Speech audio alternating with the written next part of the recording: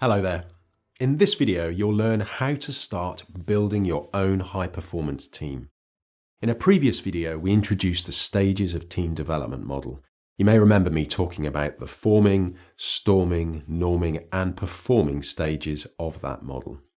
This time, we're going to cover the forming stage.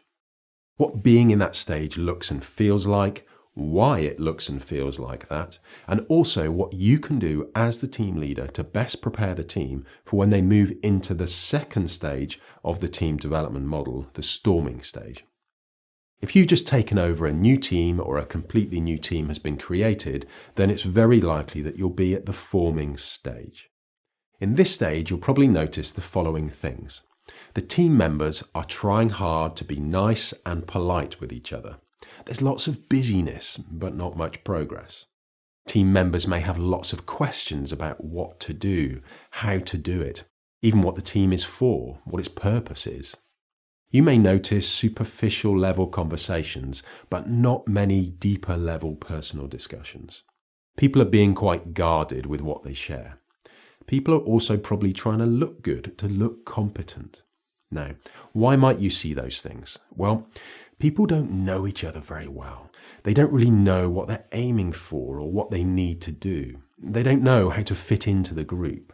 They really don't want to be rejected by the group. They're trying to get a sense of you as the leader, what's acceptable to you and what's not, what's important to you and what isn't. So what does success look like in stage one? What needs to have been achieved with the team for them to move into stage two in the best possible way? Firstly, the team members need you to give them a sense of direction and purpose, and a sense of who's doing what. It doesn't have to be perfect, it just needs to be your first best idea of it. This will give your team some clarity and reduce their uncertainty. Like I said, don't worry if it's not perfect. You will get clarity on this as time goes on and the team develops. Secondly, the team members need to build trust with each other by getting to know each other better. They'll need as much trust with each other as possible as they move into the second stage.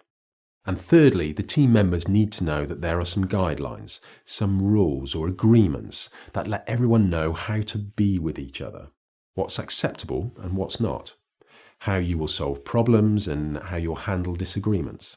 If those things are not in place and understood as you move into stage two, then things will probably get difficult.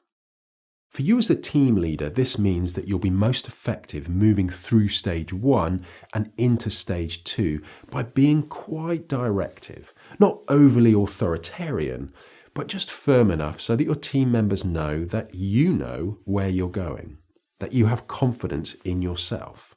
They're looking at you for some direction in this stage. They don't want you to ask them what direction they should go in, at least not at this stage anyway.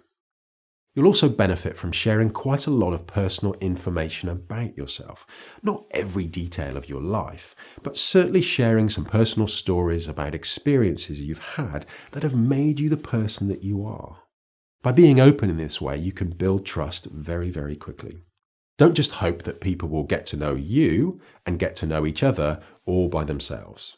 By leaving it to chance, it will take a very long time indeed. You need to nudge this process along, starting by being open about yourself, and by doing the activities with your team that you'll find next to this video. You'd be amazed. I've met managers who've sat next to each other in the same office for years, and they've not known even the most basic level of personal information about each other. They may work okay with each other, but the level of trust will not be high, and they're certainly never going to be a high-performance team. Okay, so now the most important thing. If your team is in stage one right now, they will move into stage two, whether you want them to or not. Your only question is how to best prepare them for stage two. So 3 things for you to remember in stage one. Firstly, increase clarity and reduce uncertainty about things like direction, purpose, objectives, roles, responsibilities, and those team agreements. Secondly, start the process of that personal development for each individual, so they start to become more aware of their own mindsets and behaviours. You'll find activities that you can do for this next to this video. And thirdly, help the team members get to know each other better. Again, there are activities that you can do that will help you with this. And that's all you need to know to get started.